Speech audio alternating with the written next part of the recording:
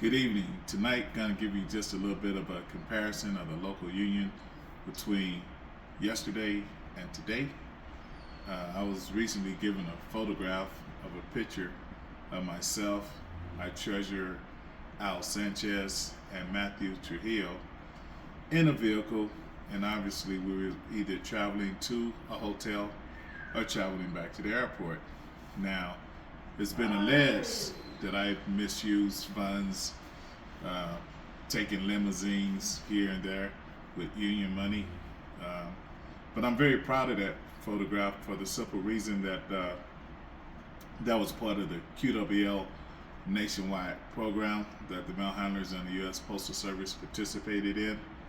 And we took members off the floor each year to the QWL program, wherever they were having it.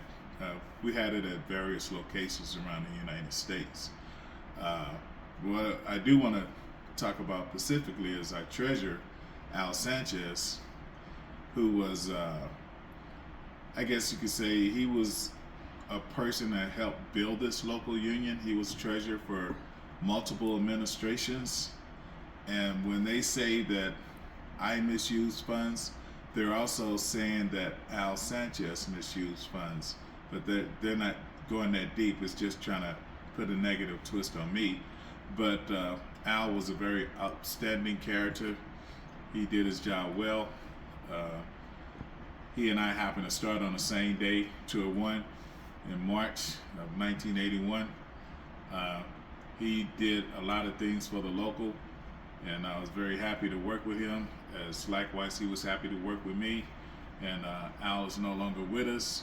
So this video is also kind of testimony to the fact that I'm not going to let anybody talk about Al that way, with the way he handled our money and all the other contributions that he made. Al was the second treasurer that I knew.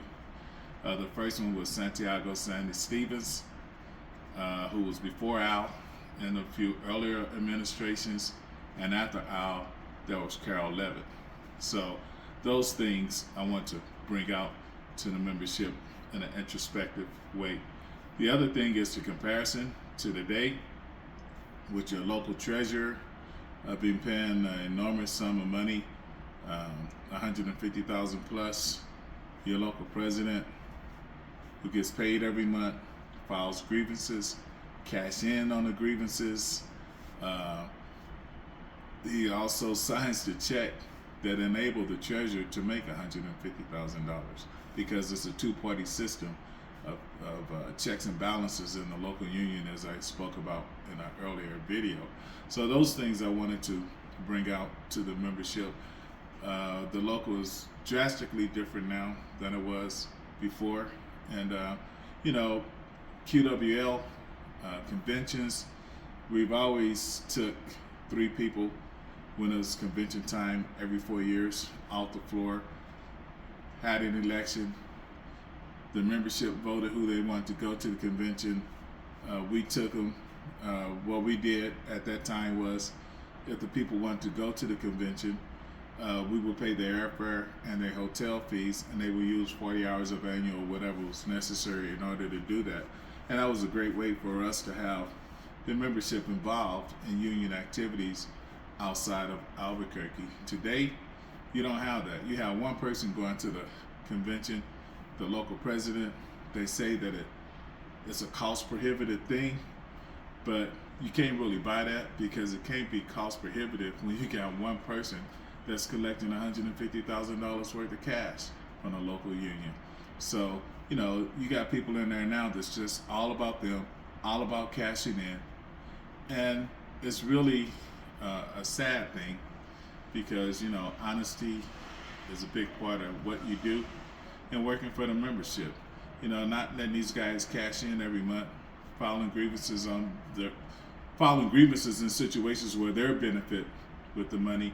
And when you go to them about your problems, they tell you, go away, you bother me. So, those are things that we could talk about a little bit later, but I just wanted to kind of bring that out in a short video. And I want to thank you for your time and your patience. And, we'll keep doing what we do. Thank you so much. Foster out.